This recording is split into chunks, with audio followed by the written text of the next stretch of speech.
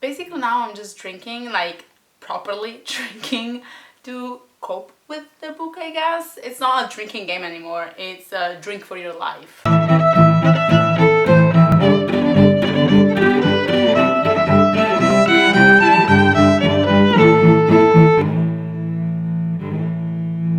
If you watched my last week's video, you know that I got gifted this for Christmas, and although I was very grateful, I was not happy. And fun thing, I realized I kind of like called for it. Do you say called for it? I knew what was happening. Like, this was me a week before Christmas trying to film what was supposed to be my third video, and I do hope I get books for Christmas. You can never go wrong. Okay, yeah, no, you can go wrong with books. I shouldn't have said that. Why did they say you can never go wrong with books? I'm betting they're gonna give me the worst book ever, and I'm gonna regret ever saying this. Why did I ever... Oh, Jesus. Again, grateful, super grateful to my mom. I know she thought she was doing like the most awesome thing ever and she would make me so happy, but it did not work the way she intended.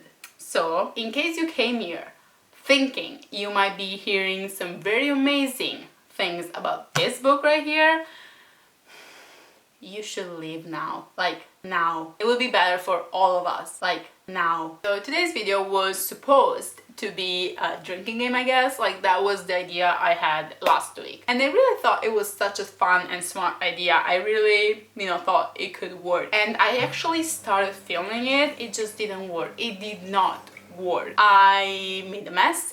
I got drunk, of course, like really quickly into the book. I think I made it as far as the second or third chapter. I dreaded it. I tried coming up with different rules because drinking every time I cringed was not good. I honestly, even drunk as, I was dreading reading it. It was dreadful. It was awful. Like, I could not bring myself to actually read it. So I thought I might try and see what the audiobook was like, and let me tell you, it was as much, if not more dreadful than reading the actual book. It was just so bad. And I can't just blame it on the book. The reading actor, do you call it a reading actor? The voice over, the voice actor, the doubler, whatever, the actor reading the book to you, I don't think it was a good choice. Like, personally, I do not think it was a good choice. I'm sure they asked Robert Pattinson and it was like hell to the no, and rightfully so, but the choice they fell on. Anyways, the actor reading it is Jake Abel, and I haven't googled it, but I am 99.9% sure. That's right. I am your new Edward Cullen.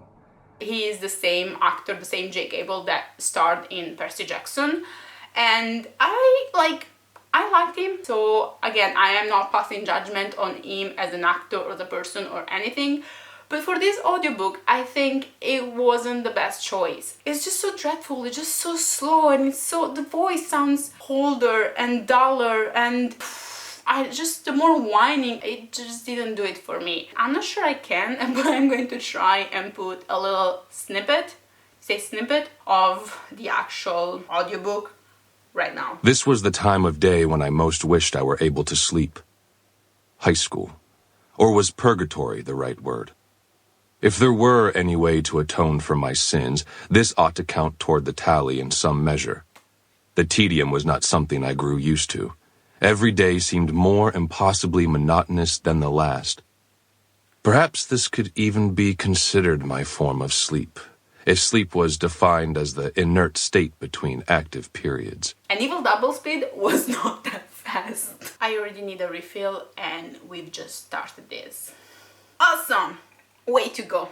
Now let's get to the fun part. But before actually talking about this bad boy right here, I thought we might, have to talk about this. Oh yeah, we're going there. I've said it in my last video, and there is no point or way denying it. I was one of the many girls who was obsessed at the time with the Twilight Saga. I was fully possessed. Yes, I was obsessed. I was in middle school when I read the books, and I was in middle school when the last book came out. I was basically 14, I think, when the movies came out. If for some reason there are some not 20-something years old watching and you don't know what that was about, basically what you missed on were these amazing 4 books: Twilight, Eclipse, Twilight, New Moon, Eclipse, and Breaking Dawn. Yes, for a second right there, I forgot about New Moon. Can you blame me? No. And what were they about? Well, to sum it up for you lucky people, the main character was the most unrelatable teenage girl to ever appear in a book or movie, to be honest with you. I could be reading a book from the perspective of a fucking rock, and I could relate more to said rock. Okay, maybe I am being a little harsh and extra, but you get the point. On the other side, we have the most whining teenage boy you've ever laid your eyes on. There's no escaping his whining. It's incredible how much a person can be dreadful and dull to be around. No matter how appealing being a sparkling vampire can make you look, and you think that would help your cause, I would think that too. It did not in his case, and apparently no one gets them. Like, no one. Not their friends, not their family. They are so old for their age. They're so misunderstood. They have such deep feelings and never act or react the way people think they should, and all that bullshit. And basically that's the tragic reason for which they gravitate towards each other and fall in love in 0.3 seconds. Utterly, deeply, shudderly in love. Like a love no one has ever felt before, a love no one will ever feel again, whatever. You get the picture. But then, and might I add, of course, since it is a Romeo and Juliet very poorly executed fanfiction, tragedy strikes and all these supernatural, super gloomy, super dark, super scary, super dangerous events happen, like succeed one another. She's constantly on the verge of dying multiple times throughout the 4 years, either because she's so clumsy that she can put one foot in front of the other, or because some really bad vampire is trying to get at her because he's so jealous of the love and the bond that she has with Edward, or because she's just dumb. Edward swoops in and saves her time and time again. Sometimes Jacob jumps in and saves hers also, and Jacob is like a very poorly executed mean to have a love triangle in the stories. He's basically this child who in the second book as like the glow up of the glow ups, and he becomes this like super hot, high, muscular dude, whatever bullshit. Of course, he's a werewolf, because how could a normal kid compete with a sparkling vampire? There's never been any chance for Jacob Black. I know there are so many people out there who are Team Jacobs. I have nothing against him except that he ended up falling in love with their daughter, which is like major creep. That's the creepiest thing ever, and there's a whole bunch of creepy things in the saga, so that says a lot. And after that, they just lived happily ever happy with their daughter and Jacob, their daughter's boyfriend. and that's the worst I guess I could do in 2 or so minutes. There are so many things worth mentioning, so many creepy, cringy, awkward, really bad things happening. Why would you publish this in 2020? That's why I don't understand. That's my problem. Why would you bring back such a problematic character and relationship, if you can even call it that? Because for me, that is no relationship, but whatever. Why would you bring it back? And again, this is the point. It's not 2005 anymore, and it's not 2008 anymore. It's not time for your books anymore. I want to keep this light and breezy, even if it's not a drinking game anymore, but this pisses me off. This pisses me off so bad. All the people I've heard saying, It's not that bad, I thought worse, I was expecting worse. what were you expecting? What were you expecting? How could this have been worse? Please tell me, what am I missing? What am I not understanding? What can be worse than a man? And he is a man, because I do not care if she's trying to make you look at him as a teenage boy. He is not teenager. I don't care if he died at 17, he went on living. So he is not underage anymore, he is not a teenager anymore. What can be worse than a man obsessing over a 15-year-old? Stalking her every move, watching her sleep, getting inside her house and her room to watch her sleep at night. After obsessing and stalking her, he actually gets her. Because that's what he does, he gets her. Because that's what she is. She is the object of his love, she's the object of his desire, she's the object of his lust. He becomes this controlling, manipulative son of a bitch. And I'm very sorry, but you don't even have anything to argue against this. He says so.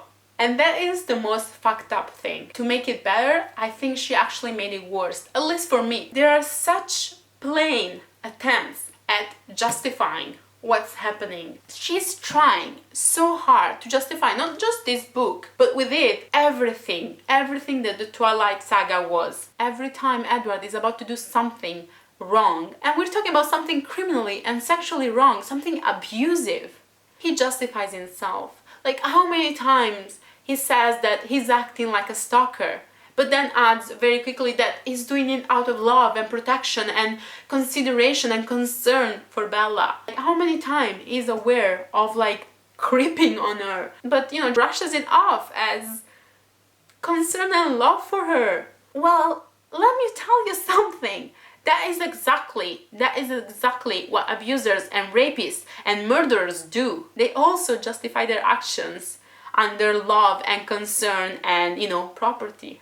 Because that's what these women are for these men. Property. Property. And the thing is, she doesn't just use Edward to justify his own action. She also uses Bella, of course, through her actions and words, because she's constantly justifying him, not giving him permission. Like, sometimes she does give him permission, which still does not make what it does, okay?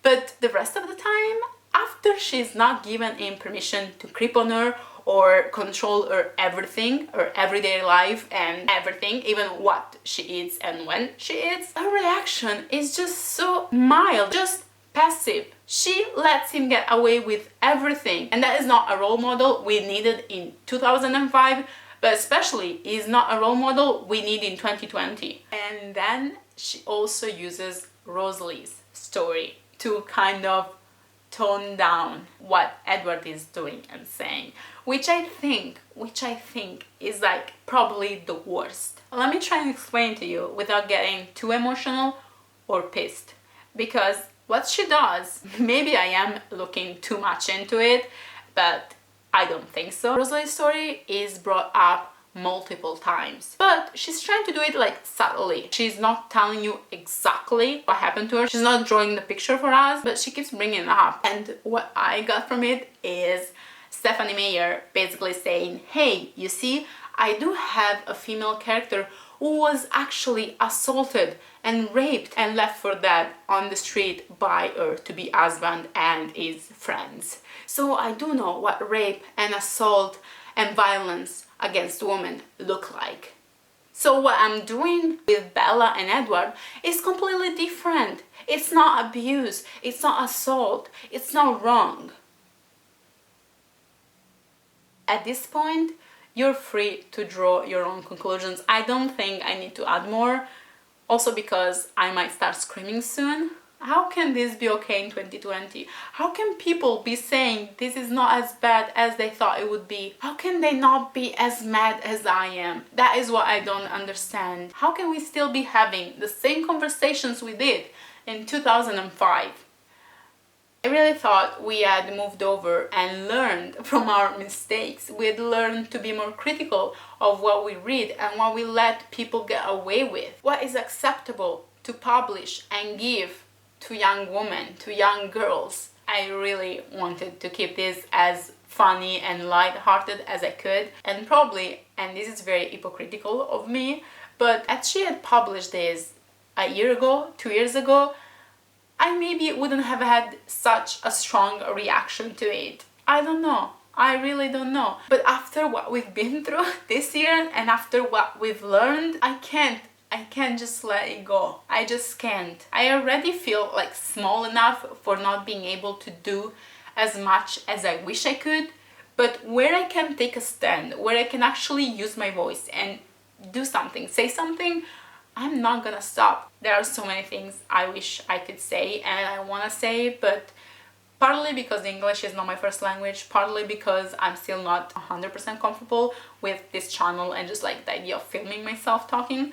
So I don't know how to express it, but please, please, please, please be more critical of what you read and don't people get away with things, even if they're not as bad or as big as you think they are. Say something. Like on Goodreads, the reviews for this are too good. They're just too good. Not when we're talking of something problematic, of something to which objectively you cannot reply. Whatever you say, I don't think you can deny how harmful and abusive this is. You couldn't just deny the facts. Even though we know people are good at that. You get my point. And with that, I will leave you and go get my third refill, because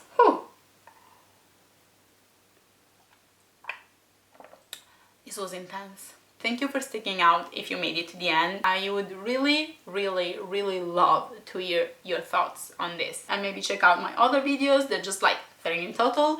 And yeah, I'll see you next week, I guess. Yeah,